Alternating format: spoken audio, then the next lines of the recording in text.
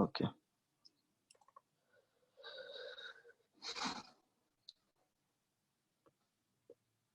तो हमने ये देखा कि इलेक्ट्रिक फील्ड क्या है, क्योंकि वो एक नॉन कॉन्टैक्ट फोर्स है, तो इसकी वजह से वो साइंटिस्ट ने कहा था कि ये टू स्टेप प्रोसेस है।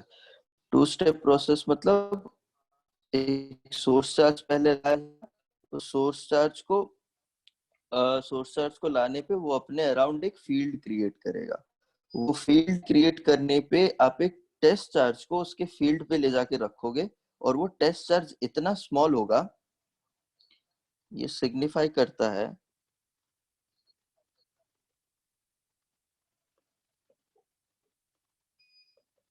signifies that test charges very small। ऐसा क्यों चाहिए? ये इसलिए बिकॉज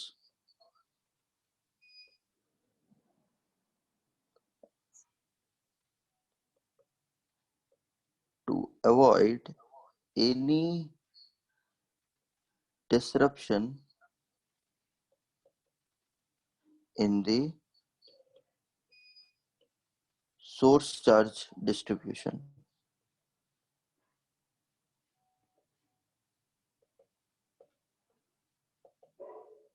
मतलब आप charge by induction, charging by induction method में हमने ये देखा था कि अगर आप एक किसी चार्ज अनचार्ज बॉडी के पास आप अगर एक चार्ज बॉडी लेकर आ जाते हो, तो वो चार्ज बॉडी उस अनचार्ज बॉडी में कुछ इंडक्शन इफेक्ट के थ्रू कुछ चार्जेस रिडिस्ट्रीब्यूट करवा देता है।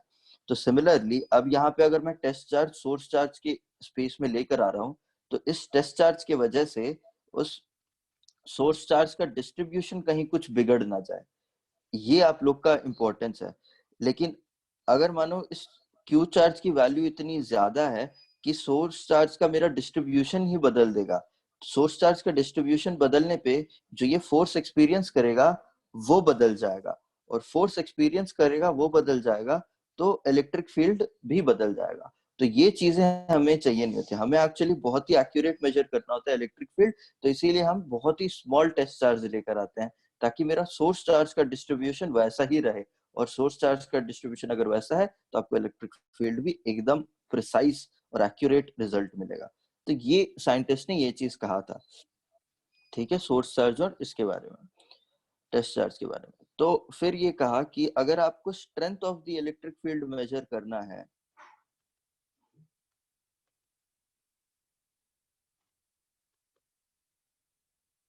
Strength of the electric field अगर आपको मेजर करना है, तो आपको दो क्वांटिटीज उन्होंने दी। Strength of the electric field अगर आपको मेजर करना है, कैन बी मेजर्ड एज, दो क्वांटिटीज है, एक स्केलर है और एक वेक्टर है। वेक्टर हो गया इलेक्ट्रिक फील्ड का quantity, electric field intensity to be precise कहते हैं इसको, जिसको हम ई वेक्टर के साथ रिप्रेजेंट करते हैं, ये वेक्टर क्वांटिटी। और एक क्वांटिटी दे दिया गया इलेक्ट्रिक पोटेंशियल को, तो ये जो है ये स्केलर क्वांटिटी है, इसको हम लोग वी से रिप्रेजेंट करते हैं। इसको हम लोग बाद में डिस्कस करेंगे पोटेंशियल को, इसका डिस्कशन हम लोग अभी कर लेते हैं। तो इलेक्ट्रिक फील्ड इंटेंसिटी के लिए अभी मैंने आपको बताया कि इलेक्ट्रिक फील्ड इंटेंसिटी आप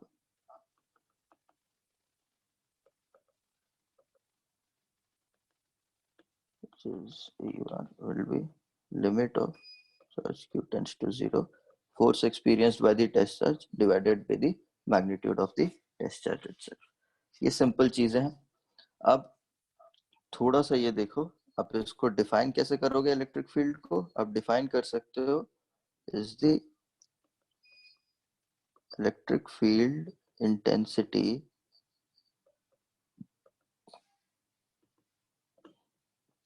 can be defined as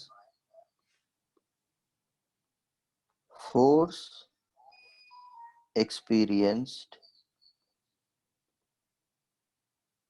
by a unit positive test charge, unit positive test charge. And ये बेसिकली इस एक्सप्रेशन का वर्ड फॉर्मेट में लिखा हुआ और कुछ नहीं है। सर टेस्ट देन चार्ज हमेशा थोड़ा सा पॉजिटिव है। क्या वैभव? टेस्ट चार्ज टेस्ट चार्ज हमेशा पॉजिटिव ही रहेगा। नहीं नहीं, आप नेगेटिव लाके रख सकते हो, बट यहाँ पे आपको डायरेक्शन सेम चाहिए ना। मानो वही हम देख लेते हैं। चलो यस। अगर मानो ये मेरा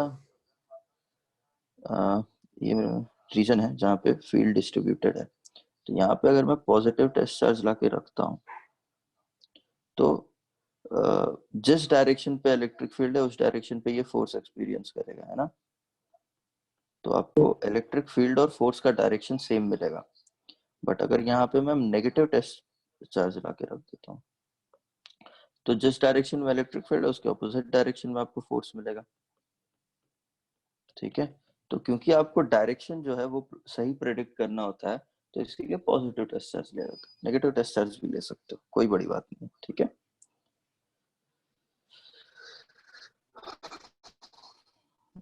यस।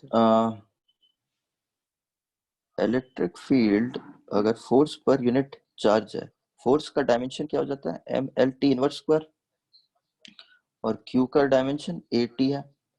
तो इलेक्ट्रिक फील्ड का dimension M L A inverse T inverse Q हो जाता है। ये चीज याद रखो। एसआई यूनिट क्या है इलेक्ट्रिक फील्ड का?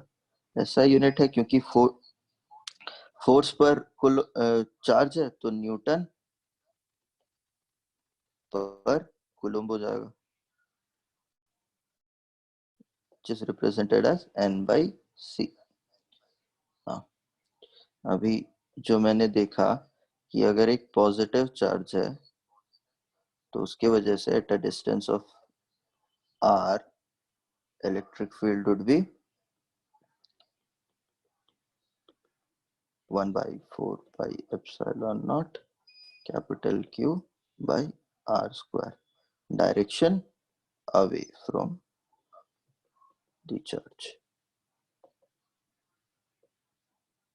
और अगर नेगेटिव चार्ज है तो at a distance of r आप अगर इलेक्ट्रिक फील्ड देखोगे तो it will be towards itself.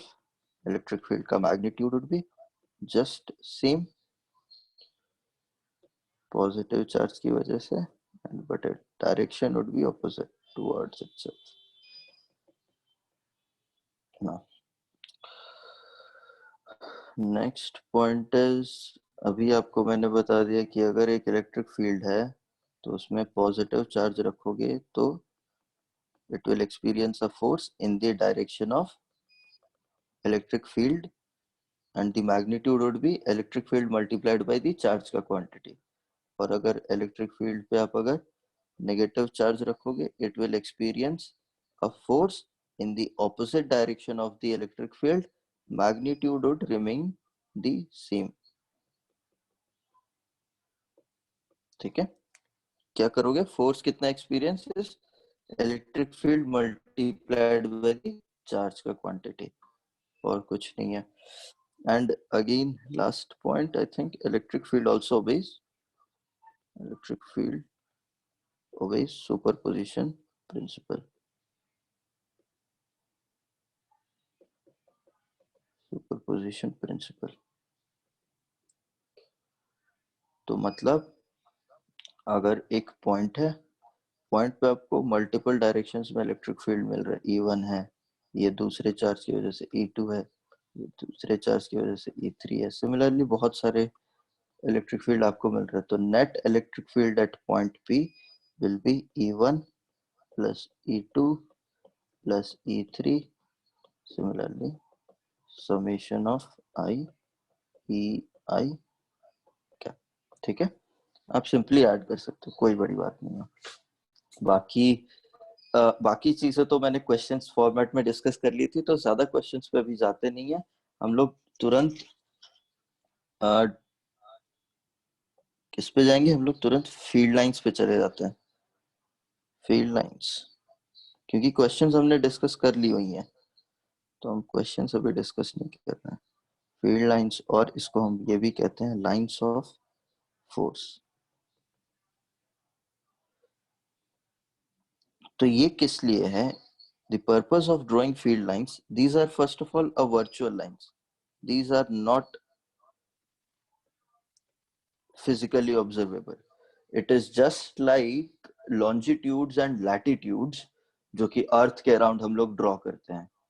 Longitudes and latitudes भगवान ने अर्थ के अराउंड बनाया नहीं है, ये साइंटिस्ट अपने कन्वीनियंस के लिए किसी एक ज्योग्राफिकल लोकेशन का परफेक्टली प्रिसाइज लोकेशन बताने के लिए लॉन्जिट्यूड्स एंड लैटिट्यूड्स बताया गया, बट ऐसा कोई एग्जिस्ट नहीं करता।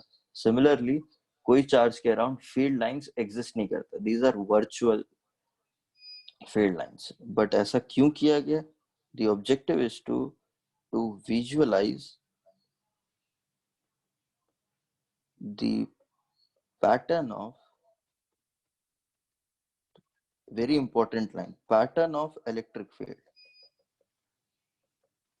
pattern of electric field due to a charge in the space around it.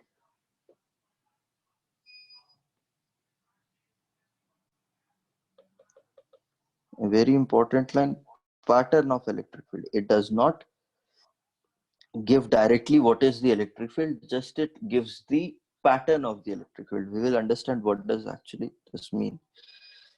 So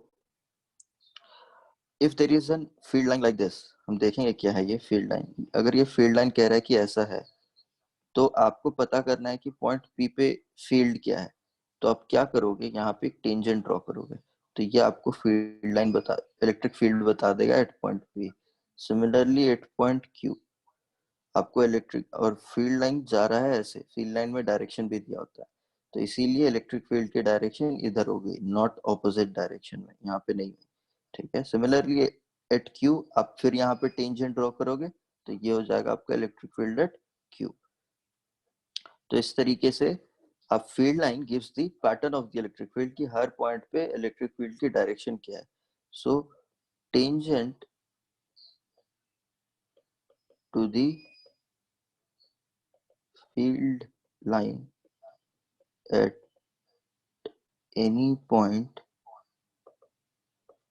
gives the direction of electric field. Again very important point, इन पे क्वेश्चंस पूछे गए हैं, इसीलिए you have to understand this one.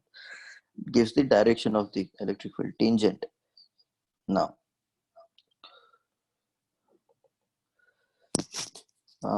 कुछ properties हैं इन सब की ऐसे ही। अगर मानो कि number of field lines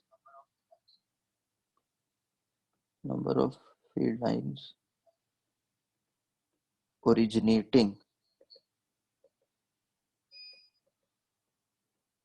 or terminating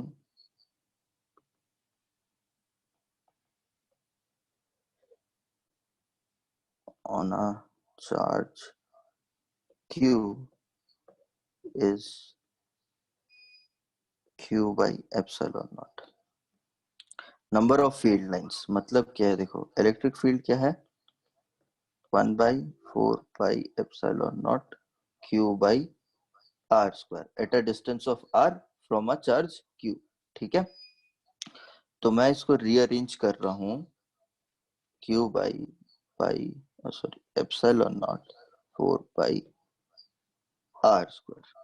ठीक है, तो अब मैं इलेक्ट्रिक फील्ड को मल्टीप्लाई कर रहा हूँ 4 pi r square के साथ, तो आपको क्या मिलेगा, q by epsilon naught। ठीक है, so this gives me number of field lines। ठीक है, this gives me number of field lines, तो this will be equal to q by epsilon naught। ठीक है, this gives me जितना ज्यादा electric field होगा उतना ज्यादा नंबर ऑफ फील्ड लाइंस होगा। जितना ज्यादा चार्ज होगा उतना ज्यादा नंबर ऑफ फील्ड लाइंस होगा। ठीक है, याद रखना है इस चीज को।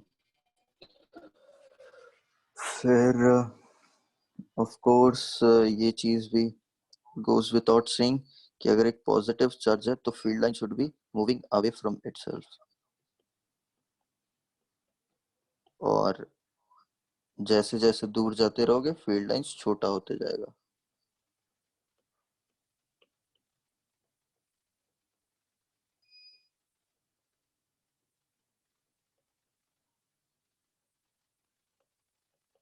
सिमिलरली अगर माइनस क्यू चार्ज है तो उसके लिए field line should be coming towards itself, और जैसे जैसे दूर जाते रहोगे फील्ड लाइंस छोटा होता जाएगा।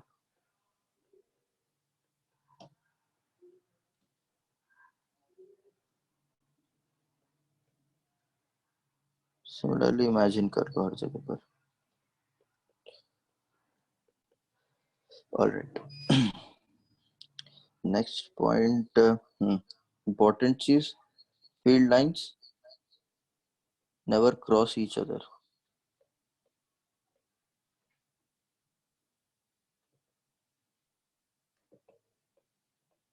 मतलब अगर मानो कि ये फील्ड लाइन है और ये फील्ड लाइन है, तो अगर ये जहां पे इंटरसेक्शन पॉइंट है वहां पे आप फील्ड लाइंस ड्रॉ कर रहे हो, फील्ड लाइंस अगर आपको मिल गया है तो लेट्स से ये फील्ड लाइन का डायरेक्शन ये है, ये फील्ड लाइन का डायरेक्शन ये है, तो electric field at point one, point P, due to field line one and due to field line two, अगर आप कैलकुलेट करोगे तो फील्ड लाइन वन की वजह से electric field would be along this direction and field line two की वजह से electric field would be along this direction.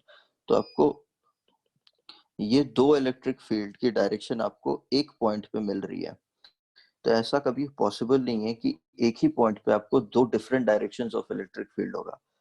Of course different different charge distribution की वजह से डिफरेंट डिफरेंट इलेक्ट्रिक फील्ड हो सकता है वहां पे। जैसे कि यहाँ पे सुपर पोजिशन में मैंने बताया होगा आपको कि इलेक्ट्रिक फील्ड के एक ही पॉइंट अलग अलग डायरेक्शन है, बट नेट जो इलेक्ट्रिक फील्ड का पूरा है सुपर पोजिशन के बाद जो आ रहा है वो आपको एक ही पर्टिकुलर डायरेक्शन में मिलेगा। क्लियर है इतनी बात? तो सिमिलरली एक पॉइंट पे आपको नेट इलेक्ट्रिक फील्ड आपको सिर्फ एक ही डायरेक्शन में मिलना चाहिए। तो ये जो दो field lines different different charge distribution की वजह से अलग अलग फील्ड लाइंस नहीं बनेंगे। हम अभी देखेंगे दो डिफरेंट चार्जेस, जब हम different patterns of electric field lines बनाएंगे, दो चार्जेस की वजह से हम फील्ड लाइन बनाने की कोशिश करेंगे, तो उसमें हम देखेंगे दोनों चार्जेस की वजह से अलग अलग फील्ड लाइन नहीं बनते हैं, दोनों चार्जेस की वजह से एक कॉम्पोजिट फील्ड लाइन बनता है। तो कॉम्पोजिट फील्ड लाइन पे एक ही पॉइंट पे आपको किसी एक डायरेक्शन में इलेक्ट्रिक फील्ड मिलेगा। तो अगर दो फील्ड लाइंस इंटरसेक्ट कर रहे हैं कहीं पे, मतलब उस इंटरसेक्शन पॉइंट पे आपको दो इलेक्ट्रिक फील्ड की डायरेक्शन मिलती है, जो कि पॉसिबल नहीं है। सो इसीलिए field lines never cross each other. Similarly, we can also say field lines never form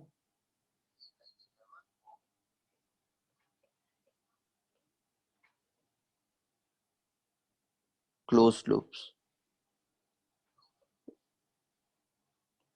इसका रीजन भी याद रखो, ये भी असर्शन रीजन में आ सकता है। रीजन क्या है कि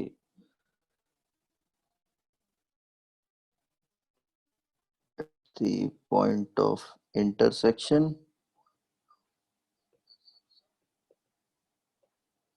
electric field shall have two different directions और मल्टीपल डायरेक्शंस, कुछ भी होगा। ठीक है, जितने फील्ड लाइंस इंटरसेक्ट कर रहे हैं उतने डिफरेंट डायरेक्शंस हो जाएंगे। हाँ, field lines never form close loops. ये भी इसका रीजन मल्टीपल रीजन है, कोई भी रीजन होगा तो बोथ आर ट्रू आप लिखोगे हमेशा। Field line field lines never form close loops because field lines cannot start and end at the same charge। मतलब पॉजिटिव से निकल रहा है और पॉजिटिव पे आ भी रहा है, ऐसा तो पॉसिबल नहीं है। यहाँ पे हमने देखा है कि पॉजिटिव से निकल रहा होगा तो नेगेटिव में अंदर की तरफ आ रहा होगा, ऐसा नहीं हो सकता कि पॉजिटिव से निकल रहा और पॉजिटिव ही वापस आ रहा है, तो इसीलिए क्लोज लूप नहीं बन सकता। दूसरा भी रीजन है, ये भी रीजन ट्रू है, बिकॉज इलेक्ट्रिक फील्ड बोलोगे, इलेक्ट्रिक फील्ड और electric force is a conservative force. हम ये वर्क और पोटेंशियल जब डिस्कस करेंगे तब हम इस पे और ज्यादा एम्फोसिस देंगे, बट इसका मतलब ये है, बिकॉज कंजर्वेटिव फोर्स का मतलब है because work done by electrostatic force और Coulomb's force is zero across closed loop. इसको हम लोग अच्छे तरीके से पोटेंशियल जब डिस्कस कर रहे होंगे तब देख रहे होंगे, but these reasons are true. और क्या बोलेंगे, हाँ ये भी बोल सकते हैं कि electric force is a central force, इसीलिए भी ये ट्रू है। ये सब रीजंस ट्रू है, ठीक है, सेंट्रल फोर्स और कंजर्वेटिव फोर्स कुछ भी बोल लो ट्रू है। सेंट्रल फोर्स क्यों कहते हैं, क्योंकि force is inversely proportional to R square, इसीलिए इसको सेंट्रल फोर्स भी कहा जाता है। ऑलराइट, नेक्स्ट, हाँ सबसे इंपॉर्टेंट पॉइंट, इस पे भी पूछा गया है question, these field lines do not represent trajectory of a charged particle, remember this thing। मतलब ये है कि अगर आप किसी रीजन पे इलेक्ट्रिक फील्ड है और अब आपने वहां पे चार्ज को रख दिया, तो ऑफ कोर्स इलेक्ट्रिक फील्ड के डायरेक्शन पे वो चार्ज एक्सेलरेट करेगा, क्योंकि इलेक्ट्रिक फील्ड के डायरेक्शन पे वो चार्ज पे फोर्स लग रहा होगा। अगर वो चार्ज पॉजिटिव है तो इलेक्ट्रिक फील्ड के डायरेक्शन पे उसे फोर्स लगेगा, अगर वो चार्ज नेगेटिव है तो इलेक्ट्रिक फील्ड के एग्जैक्ट ऑपोजिट डायरेक्शन पे उस पर फोर्स लगेगा। तो उस पर फोर्स लगेगा चार्ज पे, अगर चार्ज के पास मास है तो वो चार्ज एक्सेलरेट भी करेगा। तो अगर चार्ज एक्सेलरेट कर रहा है that means charge is moving, but जरूरी नहीं है जिस डायरेक्शन में वो एक्सेलरेट कर रहा होगा वो उसी डायरेक्शन पे भी that will be the direction of the motion. मतलब ये है कि मानो प्रोजेक्टाइल मोशन में जैसे आपने डिस्कस किया था कि मानो v वेलोसिटी के साथ हॉरिजॉन्टल के साथ मैंने प्रोजेक्ट करा, तो वेलोसिटी एट डिफरेंट इंस्टेंट्स उसकी डिफरेंट डायरेक्शन पे है, बट एक्सेलरेशन उसकी तो ऑलवेज ग्राउंड के डायरेक्शन पे है ना। इसकी वेलोसिटी हर एक इंस्टेंट पे vx इधर है, vy इधर है, तो अलग अलग डायरेक्शन पे, अलग अलग पॉइंट पे अलग अलग डायरेक्शन पे उसकी वेलोसिटी है, बट एक्सेलरेशन की डायरेक्शन अलग है। और इसका ट्रेजेक्टरी देखो, ट्रेजेक्टरी पैराबोला का है। तो फील्ड लाइन का मतलब ये नहीं है, कभी मत समझना कि अगर वहां पे चार्ज रखोगे तो फील्ड लाइन के अबाउट पार्टिकल जाता रहेगा। क्लियर है इतनी बात?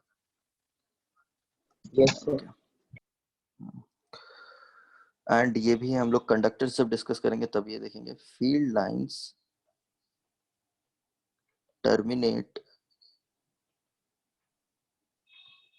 Eight the surface of conductor. Conductor माने मेटल, मेटल के सरफेस पे conduct electric field lines terminate कर जाता है।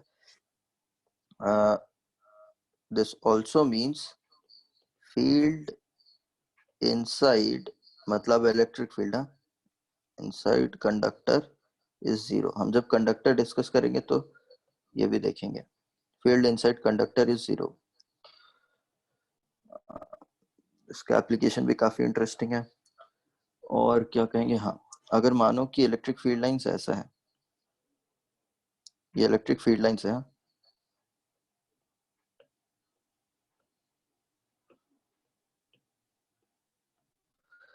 तो ये रीजन 1 है और ये रीजन 2 है। मुझे ये जानना है कि इलेक्ट्रिक फील्ड और इलेक्ट्रिक फील्ड एट रीजन 2 में क्या रिलेशन है, ग्रेटर देन, लेस देन और इक्वल टू, क्या लगता है आपको?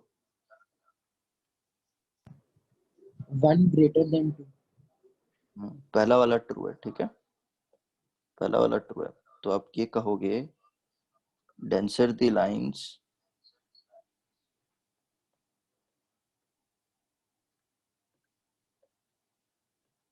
denser the field lines, higher the electric field। ठीक है, अब कुछ पैटर्न्स देख लेते हैं।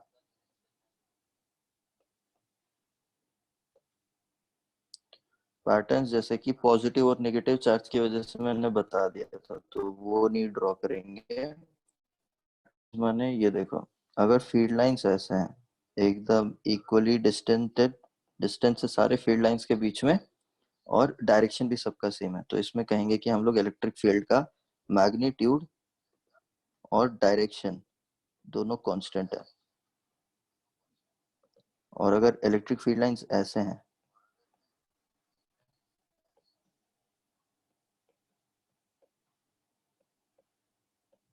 तो इसमें मैग्नीट्यूड कांस्टेंट नहीं है बट डायरेक्शन कांस्टेंट है। ठीक है, डायरेक्शन क्योंकि सब सेम है, तो इलेक्ट्रिक फील्ड का डायरेक्शन सेम है बट मैग्नीट्यूड कांस्टेंट नहीं है। अगर फील्ड लाइंस ऐसे हैं, सबके बीच में डिस्टेंस बराबर है, तो इसमें आप किसी पॉइंट पे अगर इलेक्ट्रिक फील्ड डिसाइड करना चाहोगे, ये फील्ड लाइंस है, तो लेट्स से इस पॉइंट पे इलेक्ट्रिक फील्ड डिसाइड करना जा रहे हैं, तो इधर है। इस पॉइंट पे इलेक्ट्रिक फील्ड डिसाइड करना जा रहा है, तो इधर है। इस पॉइंट पे इलेक्ट्रिक फील्ड डिसाइड करेंगे, इधर है। इस पॉइंट पे इलेक्ट्रिक फील्ड डिसाइड करेंगे, इधर है। कहीं पे भी इलेक्ट्रिक फील्ड डिसाइड करने के लिए जा रहे हैं, तो उस पॉइंट पे टेंजेंट ड्रॉ करेंगे, तो हर पॉइंट पे इलेक्ट्रिक फील्ड आपको डिफरेंट डिफरेंट मिल रहा है। तो यहाँ पे भी इलेक्ट्रिक फील्ड का डायरेक्शन जो है नॉट कांस्टेंट।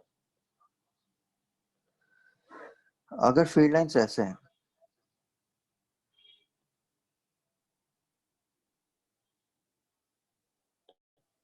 तब भी इस केस में क्या हो जाएगा, मैग्नीट्यूड और direction both not constant. Clear ना? मानो कि दो पॉजिटिव, एक पॉजिटिव चार्ज है और एक नेगेटिव चार्ज है, इसको हम क्या कहेंगे, इसको हम लोग डाइपोल कहेंगे। ठीक है, तो इसकी वजह से फील्ड पॉजिटिव से नेगेटिव फील्ड लाइंस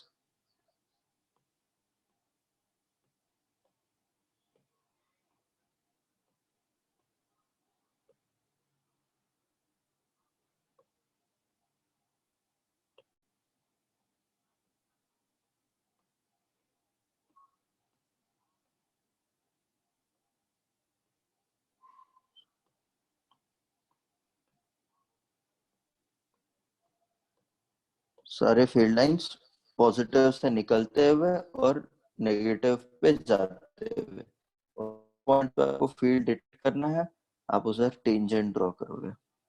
किसी भी पॉइंट पे आपको फील्ड डिटेक्ट करना है, यहाँ पे इस लाइन के लिए आपको कहीं पे भी फील्ड पॉइंट आपको फील्ड लाइन के ही डायरेक्शन में मिल जाएगा, तो कोई दिक्कत की बात नहीं। बट जहाँ पे भी कर्व है वहां पे आपको फील्ड लाइन डिटेक्ट करना है, तो आप टेंजेंट ड्रॉ करो। सर ठीक है, हाँ। वो जो लास्ट में एकदम मतलब लेफ्ट साइड में वो सब लाइन आधा आधा क्यों है? वो सिर्फ रिप्रेजेंट करने का तरीका है यार। अब मैं बड़ा बड़ा तो बना नहीं सकता ना, वो नेगेटिव चार्ज इसीलिए। मीट करेगा क्या? नेगेटिव चार्ज को मीट करेगा क्या वो वाला लाइन जो पॉजिटिव से of emerge? Course of course of course ये सारे पॉइंट देखो। पॉइंट ये है, मैंने अभी फील्ड लाइन पे जब पहले बताया था कि नंबर ऑफ फील्ड लाइंस अगर आपको पता करना है, that will be proportional to the charge का मैग्नीट्यूड। तो यहाँ पे दोनों चार्ज का मैग्नीट्यूड सेम है।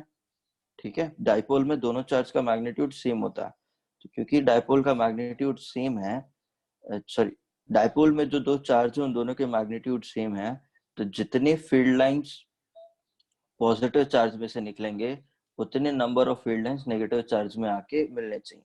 तो मैंने यहाँ पे इसीलिए 1 2 3 4 5 6 7 8 9 10 11 12 13 13 फील्ड लाइंस मैंने पॉजिटिव चार्ज में से निकाले हैं, तो similarly 13 field lines negative charge में आनी चाहिए। काउंट करते हैं, 1 2 3 4 5 6 7 8 9 10 11 12 13।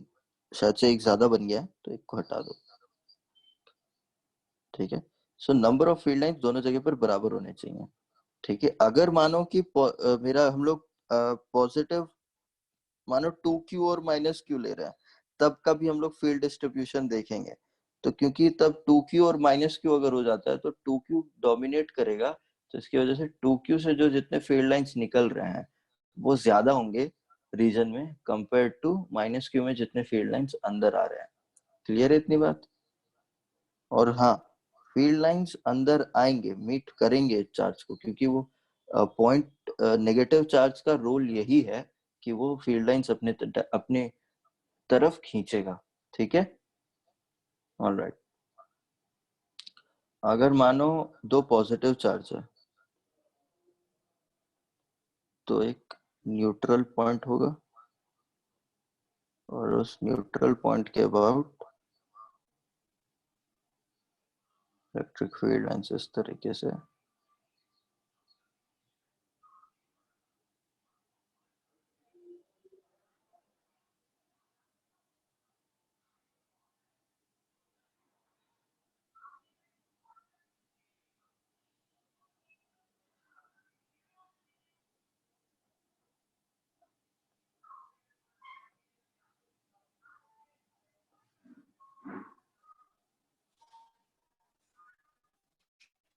बहुत ही रफ फिगर है, बुक्स में आपको और भी बेटर फिगर्स दिए होंगे, तो सब फील्ड लाइंस बाहर निकल रहे होंगे।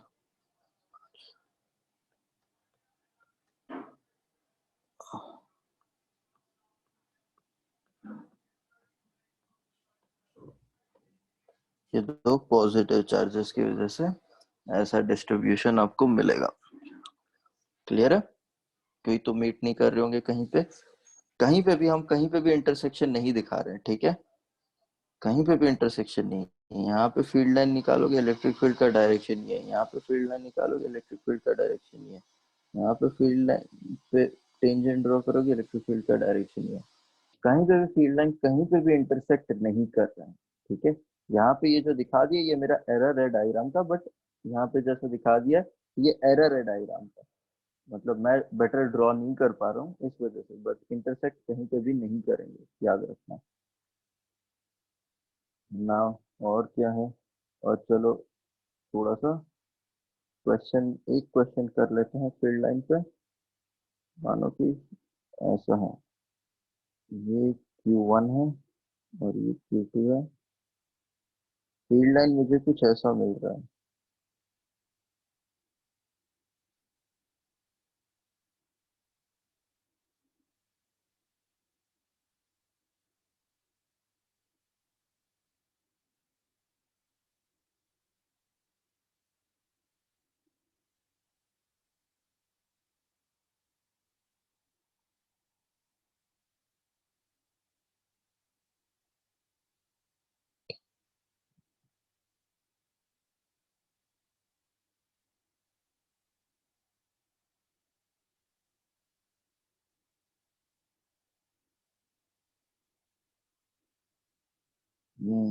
Okay, this is point A, somewhere here point B, somewhere here point C, somewhere here point D, somewhere here point E.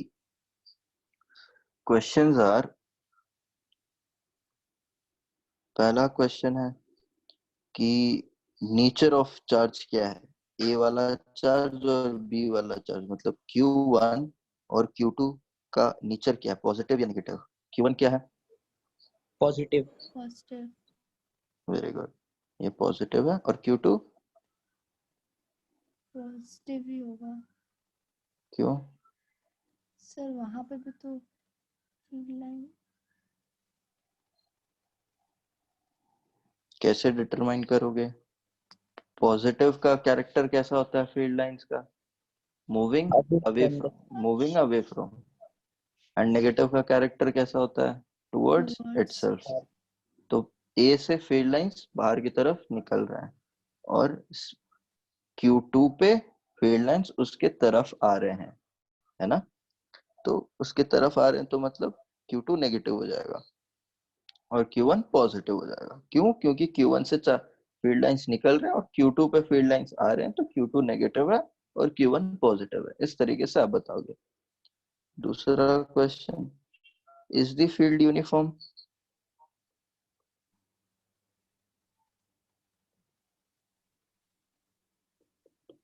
Is the field uniform?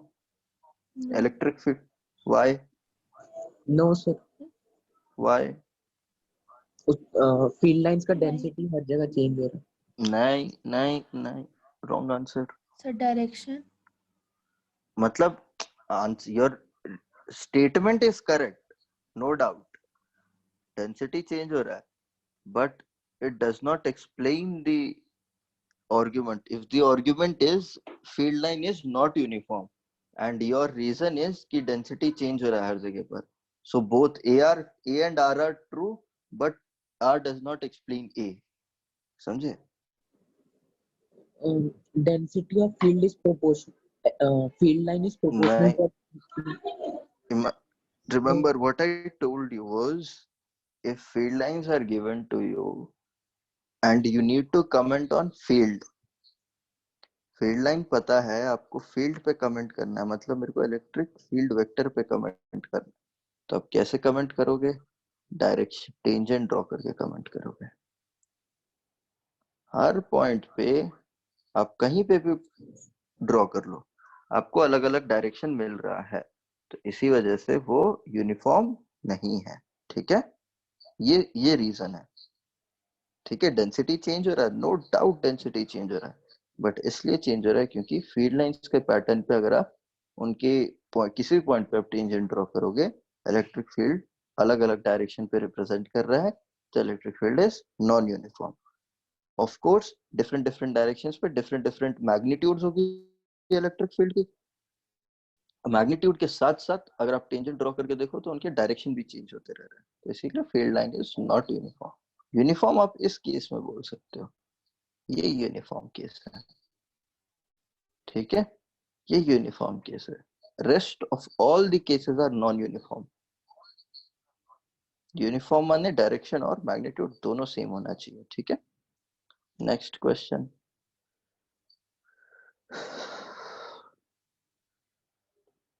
what could be the ratio of these charges?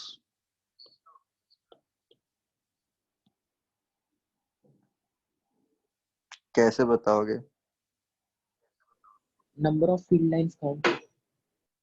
हाँ, number of field lines count करेंगे, तो number of field lines जब हम count करेंगे, यहाँ पे count करेंगे Q के अबाउट 1 2 3 4 5 6 7 8 9 10 11 12 13, फिर यहाँ पे 1 2 3 4, बस इतना ही है जो यहाँ पे आ रहे हैं। ठीक है ना, तो बस यहाँ पे एक हम लोग हटा देते हैं। बेसिकली इसका आंसर 2 था अकॉर्डिंग टू क्वेश्चन, बट मैंने डायग्राम में कुछ उल्टा फुल्टा किया होगा। आंसर इसका 2 आना चाहिए, बट जैसा मेरे डायग्राम के अकॉर्डिंगली अगर आप आंसर करोगे तो Q1 के अबाउट फील्ड लाइंस कितने हमने काउंट किए? 13, और Q2 के अबाउट कैलकुलेट किए 4, तो बेसिकली समथिंग अप्रोक्सीमेटली 3 आ रहा है। ठीक है, बट कोई आप ये टेक्स्ट बुक्स में आंसर दिए हुए हैं, कोई अगर आप बुक रेफर कर रहे होगे तो उसमें इसका आंसर 2 आता है, तो ये आंसर भी वो वैसे ही लेकर आता है। कैसे? Q के अबाउट फील्ड लाइंस कितने हैं कैलकुलेट किया, Q2 के अबाउट फील्ड लाइंस कितने हैं कैलकुलेट किया, और दोनों का रेशियो लेने के बाद जो नंबर आएगा उसके लिए 2 आया होगा। यहाँ पे मैंने जो डायग्राम ड्रॉ किया हुआ उसके लिए 3 आ रहा है। ठीक है, तो मतलब मेरा Q1 क्या है? Q1 is 3 times of Q and Q2 is minus Q, ये नेचर है। ठीक है ना, next question is neutral points कहां पर है और नल पॉइंट्स कहां पर है? अगर मैं 3Q और 3Q और माइनस Q का तीन रीजन मेरे को मिलता है, ये ए है और ये सी पॉइंट था, तो मैंने तीन रीजन पे इसको डिवाइड कर दिया है, 1 2 एंड 3। तो मेरे को इलेक्ट्रिक फील्ड, मानो कि ये रेड से है, ये येलो से है, तो मुझे रीजन 1 में इलेक्ट्रिक फील्ड 3Q की वजह से इधर, 3Q की वजह से इधर मिलेगा, रीजन 2 में अवे, रीजन 3 में अवे, फिर -Q की वजह से रीजन 1 में टुवर्ड्स इटसेल्फ, रीजन 2 में भी टुवर्ड्स इटसेल्फ, रीजन 3 में टुवर्ड्स इटसेल्फ। सो रीजन 1 और रीजन 3 में देर आर चांसेस कि आपका नेट इलेक्ट्रिक फील्ड 0 हो, बट रीजन 2 में no chance net electric field would be 0, because direction of the electric field due to both of the charges are in the same direction. ठीक है, दोनों same direction में है, तो net electric field 0 नहीं हो सकता है। आपको नेट इलेक्ट्रिक फील्ड ऑलवेज इधर ही मिलेगा, ये हम लोग अभी ग्राफ्स पे भी डिस्कस कर लेंगे। बट अगर एक कोई ऐसा डिस्टेंस हुआ लेफ्ट साइड रीजन 1 में, अगर हम लोग डिस्कस करें तो माइंड इट, कोई भी पॉइंट ले लो, कोई भी पॉइंट ले लो, it will always be closer to 3Q charge compare to -Q charge. ठीक है, so greater the distance lesser is the electric field का मैग्नीट्यूड। ठीक है, greater the distance lesser is the electric field का magnitude. अब अगर आप -Q charge की वजह से इन्वेस्टिगेट करोगे तो ये जो पॉइंट है जिस पे हम लोग सब इवेलुएट कर रहे हैं, तो ये पॉइंट पे एक तो -Q का मैग्नीट्यूड 3Q से कम है, प्लस -Q का डिस्टेंस भी इस पॉइंट से ज्यादा है। तो अगर इलेक्ट्रिक फील्ड मैं ये रीड्रॉ करूं तो क्या मैं ऐसे ड्रॉ कर सकता हूं कि electric field due to 3Q काफी ज्यादा होगा compare to electric field due to -Q काफी कम होगा। कोई दिक्कत है इस आर्गुमेंट में? क्योंकि Q की वजह से जो पॉइंट हम लोग इन्वेस्टिगेट कर रहे हैं वो पॉइंट से डिस्टेंस भी ज्यादा है, और -Q का चार्ज कंपेयर टू 3Q वो मैग्नीट्यूड भी कम है। तो net electric field which is directly proportional to the charge and inversely proportional to the square of the distance, so this net magnitude due to -Q will be less compared to 3Q की वजह से जो हम calculate कर रहे हैं। तो net जो इलेक्ट्रिक फील्ड आपको इधर की डायरेक्शन में मिलेगा। आप वो डिस्टेंस आप कहीं पे भी ले लो, हर जगह के लिए ये आर्गुमेंट्स वैलिड है। तो आपको net electric field in the region 1 आपको इधर की डायरेक्शन में मिलेगा। एंड तो आपने दो रीजन को पे कमेंट कर दिया, रीजन 1 में आपको नेट इलेक्ट्रिक फील्ड लेफ्टवर्ड मिल रहा है, रीजन 2 में नेट इलेक्ट्रिक फील्ड आपको राइटवर्ड मिल रहा है ना। रीजन 3 पे आते हैं। रीजन 3 पे अब ये केस हो सकता है कि मुझे कोई एक ऐसा पॉइंट मिल जाए जहां पे Q से तो मेरा डिस्टेंस अब कम है कंपेयर टू 3Q से डिस्टेंस। तो ऐसा एक मुझे पोजीशन मिल सकता है जहां पे Q की वजह से जो इलेक्ट्रिक फील्ड होगा दैट इज टुवर्ड्स इटसेल्फ, और 3Q की वजह से जो इलेक्ट्रिक फील्ड होगा अवे फ्रॉम इटसेल्फ, दोनों कंपेंसेट कर जाएंगे। जब हम कैलकुलेट करेंगे तो आई थिंक हम लोग को, अगर ये डिस्टेंस x हम माने, तो आई थिंक ये डिस्टेंस हम लोग को ऐसा कुछ आता है। ये मैं वैलिड नहीं दे रहा हूँ बट एक रफ फिगर है, ठीक है, मतलब structure of the,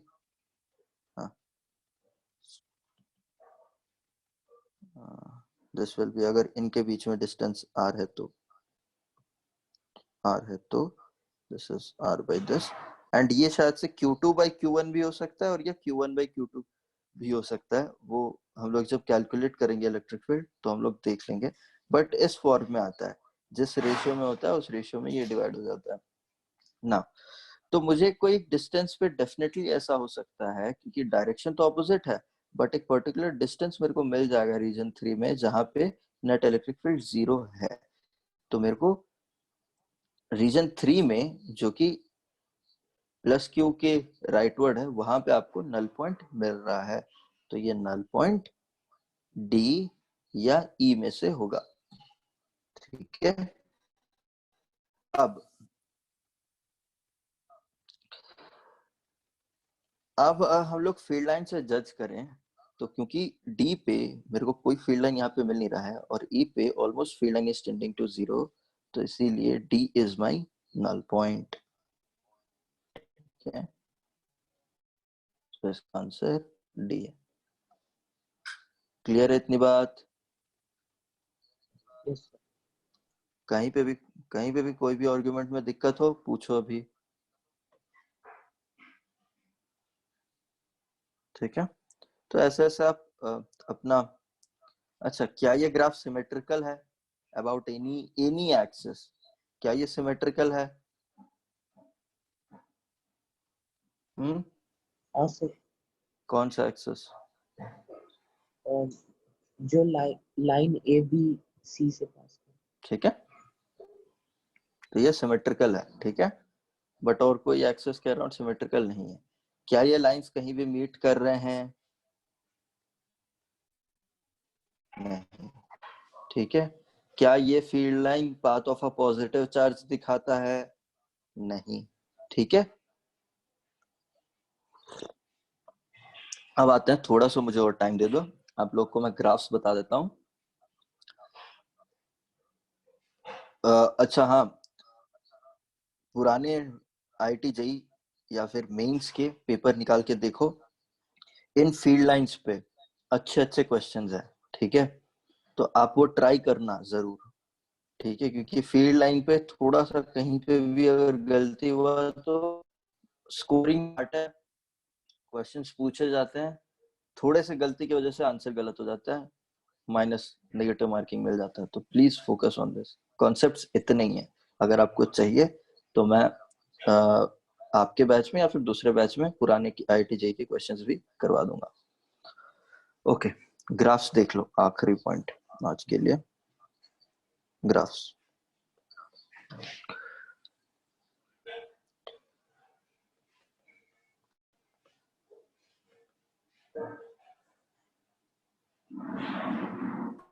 positive point charge electric field की मैग्नीट्यूड बताएगा। अगर पॉजिटिव पॉइंट चार्ज क्यू है तो क्या हो जाएगा?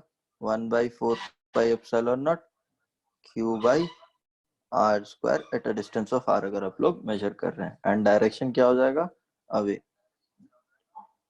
From charge. Now so E is varying as inversely proportional to R square। तो जब आप ग्राफ बनाओगे, पॉजिटिव इलेक्ट्रिक फील्ड है y एक्सिस पे एंड x एक्सिस पे R प्लॉट किया हुआ है एंड ओरिजिन पे आपका पॉजिटिव Q चार्ज है। तो इलेक्ट्रिक फील्ड कैसे वेरी कर रहा है? As R is tending to 0, electric field must tend to infinity। Expression, as R is tending to infinity, electric field must tend to 0, again the expression। So on basis of this I can draw the graphs as this। ठीक है, and rest of the while the electric field changes as inversely proportional to R square। okay, दूसरे side पे of course, क्योंकि यहाँ पे अच्छा direction हमेशा याद रखो, कोई एक डायरेक्शन पॉजिटिव ले लो और कोई एक डायरेक्शन नेगेटिव ले लो। मतलब अगर राइटवर्ड डायरेक्शन है तो पॉजिटिव होगा, अगर लेफ्टवर्ड डायरेक्शन है तो नेगेटिव होगा। तो इलेक्ट्रिक फील्ड का पॉजिटिव पार्ट, अगर आप इलेक्ट्रिक फील्ड देखोगे तो हमेशा यही डायरेक्शन पे होगा, है ना, हमेशा इस डायरेक्शन पे होगा। अगर लेफ्टवर्ड देखोगे तो डायरेक्शन अवे फ्रॉम इटसेल्फ होगा, तो ये वाला डायरेक्शन पॉजिटिव हो गया, ये वाला डायरेक्शन नेगेटिव हो गया। तो इसीलिए इलेक्ट्रिक फील्ड की मैग्नीट्यूड आप नेक्स्ट हाफ में ऐसा ले लोगे। This also justifies as r is tending to minus infinity electric field is tending to 0, and as r is tending to 0, electric field is tending to minus infinity. ठीक है? Now similarly, due to point negative charge,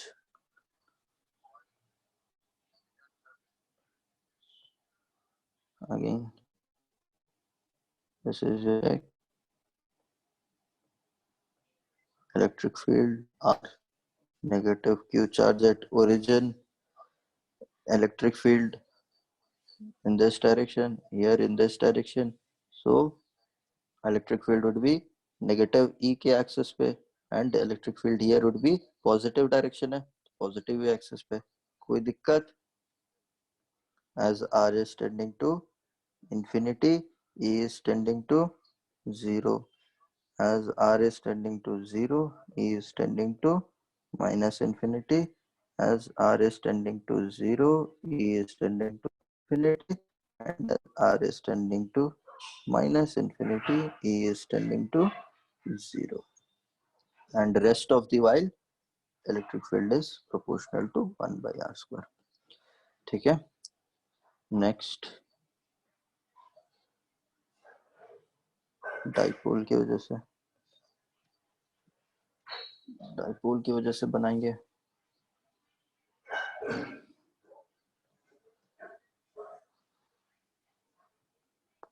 I hope dipole अगर मैं बोल रहा हूँ तो आप लोग को कोई दिक्कत नहीं हो रही है ना?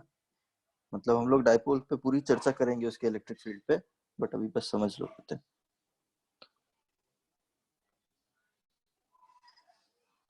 तीन रीजन में डिवाइडेड है. ऑफ कोर्स अब मैं ये नहीं लिखने वाला कि ये वाला positive Y axis electric field को रिप्रेजेंट करता है और एक्स एक्सिस आर को रिप्रेजेंट करता है. तो अगेन देखो यहाँ पे अभी मैंने यही डिस्कस किया हुआ है कि electric field left most region पे पॉजिटिव चार्ज की वजह से, मानो कि ये रेड से मेरा पॉजिटिव चार्ज है और येलो से मेरा नेगेटिव चार्ज है, तो येलो की वजह से इलेक्ट्रिक फील्ड हर रीजन पे टुवर्ड्स इटसेल्फ होगा और रेड की वजह से इलेक्ट्रिक फील्ड हमेशा अवे फ्रॉम इटसेल्फ होगा. नाउ मेरा रीजन 2 में अगेन नेट इलेक्ट्रिक फील्ड 0 होने की चांस है ही नहीं. रीजन 1 और रीजन 3 में नेट इलेक्ट्रिक फील्ड होने के चांसेस हैं. ठीक है, तो नेट इलेक्ट्रिक फील्ड 0 होने के चांस रीजन बीच वाले रीजन में रीजन 2 1 2 3 रीजन 3 में नेट इलेक्ट्रिक फील्ड 0 होने के चांसेस है नहीं. ठीक है, तो नेट इलेक्ट्रिक फील्ड आपको रीजन 1 रीजन 2 में हमेशा इस डायरेक्शन पे मिलेगा, कोई दिक्कत नहीं होनी चाहिए. बट पॉजिटिव तो है, बट कैसा नेचर है वो जज करने के लिए आप समझो, मैं एक मिड पॉइंट ले रहा हूँ. ठीक है, मैं एक मिड पॉइंट ले लिया. अब मिड पॉइंट के पॉजिटिव चार्ज से मिड पॉइंट के बीच में इतने में मैं पहले इन्वेस्टिगेट करूंगा, फिर मिड पॉइंट से लेके नेगेटिव चार्ज तक मैं इन्वेस्टिगेट करूंगा. ध्यान से सुन लो इन बातों को, बाद में घर पे बैठ के एक बार फिर से आलोचना कर लेना इन बातों पे. पॉजिटिव चार्ज से मिड पॉइंट तक मैं जब डिस्कस करूंगा, because any point taken between the positive charge and mid point will be any point, take any point in between this, वो पॉइंट पॉजिटिव चार्ज से ज्यादा क्लोजर होगा rather than नेगेटिव चार्ज. तो इसका मतलब ये है कि लेफ्ट हाफ में electric field due to positive charge would be more compared to electric field due to negative charge. Direction तो अभी भी सेम होगा एंड नेट इलेक्ट्रिक फील्ड आपको इधर मिलेगा. Similarly, electric field due to in the right half midpoint से negative charge के बीच में, similarly electric field due to positive charge would be less compared to electric field due to negative charge, but net electric field आपको अभी भी इधर ही मिलेगा. ठीक है, तो दोनों जगह पर आपको net electric field पॉजिटिव ही मिल रहा है, बट चेंज होते रहेंगे किसकी वजह से क्या है. तो यहाँ पे आपको इलेक्ट्रिक फील्ड ऐसा डिक्रीज होता हुआ फिर ऐसा मिलेगा, बट दोनों पॉजिटिव ही पे होगा. नाउ अगर दोनों का यहाँ पे पहले जो केस देखा था हमने वो +3q और -q के वजह से था, बट यहाँ पे -q +q और -q के वजह से है। तो अगर हम लोग अब रीजन 1 को और रीजन 2 को इन्वेस्टिगेट करेंगे तो जो मैंने यहाँ पे रीजन 1 पे कमेंट किया था कि आप कोई भी डिस्टेंस ले लो रीजन पे, आपका 3q की वजह से फील्ड डोमिनेट करेगा कंपेयर टू -q की वजह से। ये आर्ग्यूमेंट दोनों चार्ज जब बराबर हो जाते हैं तो रीजन 1 और रीजन 3 के लिए दोनों के लिए एप्लीकेबल है। कैसे? अगर मैं कोई भी पॉइंट ले लूं ऑन द रीजन 1, उसका डिस्टेंस पॉजिटिव चार्ज की वजह से पॉजिटिव चार्ज से क्लोजर होगा कंपेयर टू नेगेटिव चार्ज। तो in region 1 the electric field due to positive charge would always dominate on the attractive electric field on the due to the negative charge. So net electric field will always be leftward. तो ये leftward direction is negative, leftward direction is negative. So आपका electric field in the इसको बताओ, electric field in the region 1 would be negative. ठीक है, electric field in the region 1 would be negative. थोड़ा सा एक ही लाइन होना चाहिए, ठीक है, समझो। सिमिलरली रीजन 3 को अगर हम देखेंगे, because it is closer to negative charge, तो इसकी वजह से जो इलेक्ट्रिक फील्ड है इस डायरेक्शन में वो ज्यादा होगा compare to positive charge field and dominate करेगा नेगेटिव वाला फील्ड। तो इसीलिए अभी भी साइड है वाला बना लो ऐसा फिर से। तो ये नेट फील्ड आपको डाइपोल की वजह से बीच में रीजन 1 में आपको ऐसा मिलेगा, रीजन 1 में आपको ऐसा मिलेगा, रीजन 3 में आपको ऐसा मिलेगा।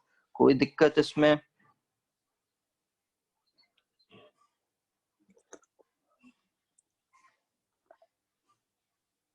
आगे बढ़े।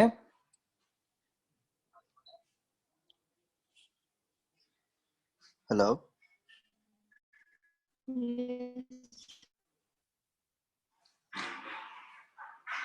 आवाज क्लियर आ रही है? कट कट क्या आ रही है बच्चों?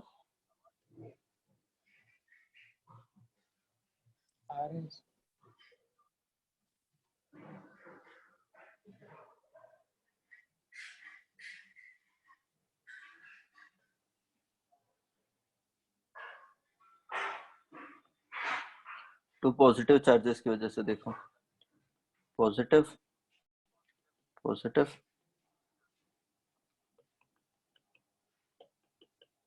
Again this is E, this is R। Net electric field ये रेड है, ये ऑरेंज है। Net electric field in region 1, region 2, region 3। Net electric field in हर जगह पर, सॉरी,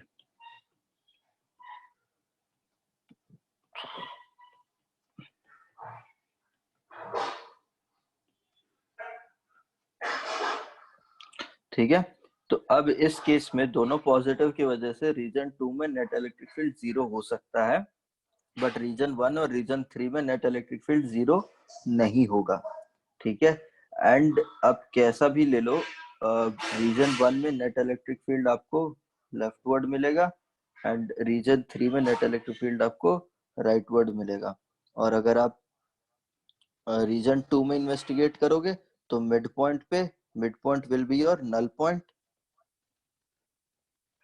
ऑफ कोर्स दोनों चार्जेस से इक्विडिस्टेंट पे होगा, इक्वल मैग्नीट्यूड है चार्जेस के, तो null point would be your mid point between the two charges. And null point के यहाँ पे नल पॉइंट 1 है, electric field would be 0।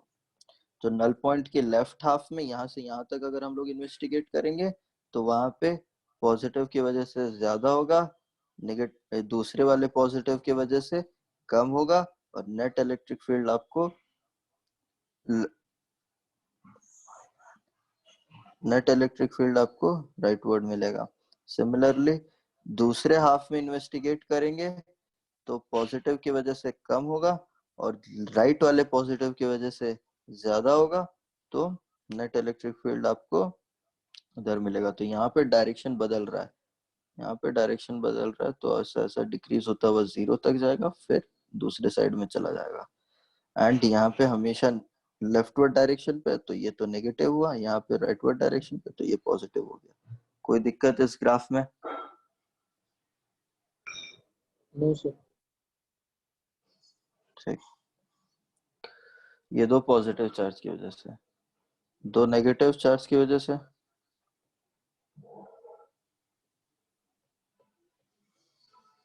Graph उल्टा है। बस ग्राफ उल्टा हो जाएगा।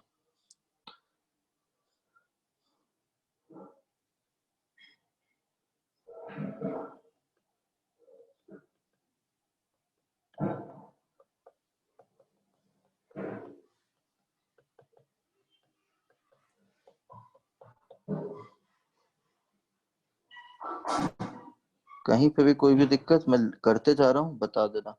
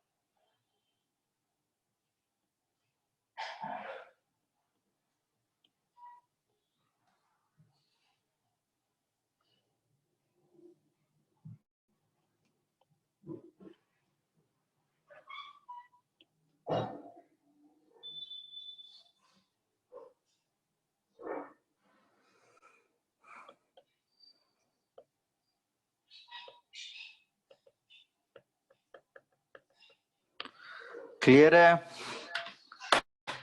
हाँ सर। दोनों बस ग्राफ उल्टे हो जाएंगे, जो ऊपर था। सिमी, सोनाली, चीजें क्लियर है?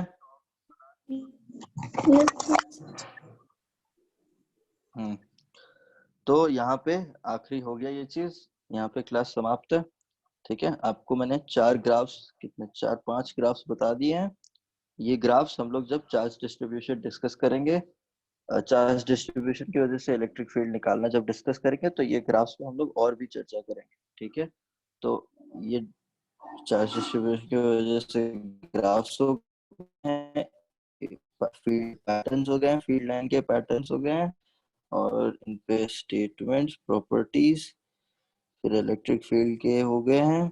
ठीक है, तो अब आप लोग के लिए अनाउंसमेंट ये है कि इतना टॉपिक्स मोस्टली दोनों बैचेस में पैरेलली कवर्ड है। ठीक है, और हम लोग जो दूसरे वाले बैच में हैं, वहां पे भी कई बच्चों के लिए, कुछ जो आर बैच के स्टूडेंट्स थे, उनके लिए आई थिंक चार्ज डिस्ट्रीब्यूशन भी कवर्ड था। चार्ज डिस्ट्रीब्यूशन की वजह से इलेक्ट्रिक फील्ड निकालना, जैसे कि वायर हो गया, रिंग हो गया, डिस्क हो गया, but most of the students के लिए वो चीजें भी पढ़ाई नहीं गई थी।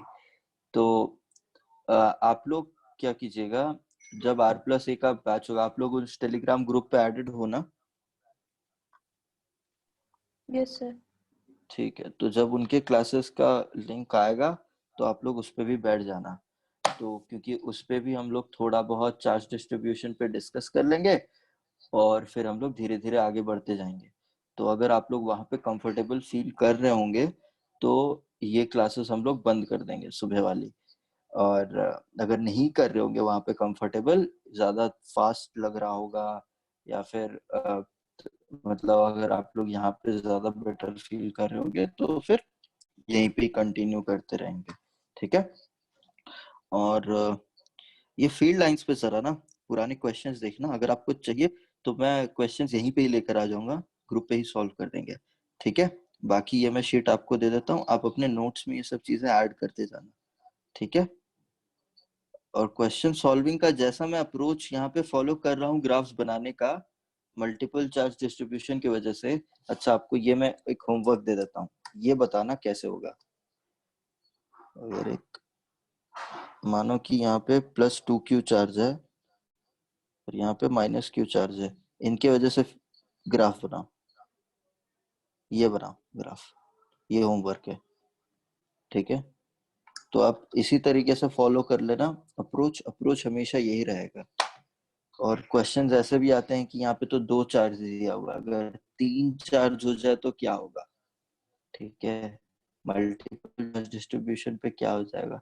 तो हम लोग ये ग्राफ्स पे और भी चर्चा करेंगे जैसे जैसे डायपोल पे जाएंगे, चार्ज डिस्ट्रीब्यूशन पे जाएंगे, बट मामला इतना ही है, ठीक है। क्लास खत्म करें यहाँ पे, ये शीट मैं आपको भेज देता हूँ। ओके, चलो, thank you guys, attend this class.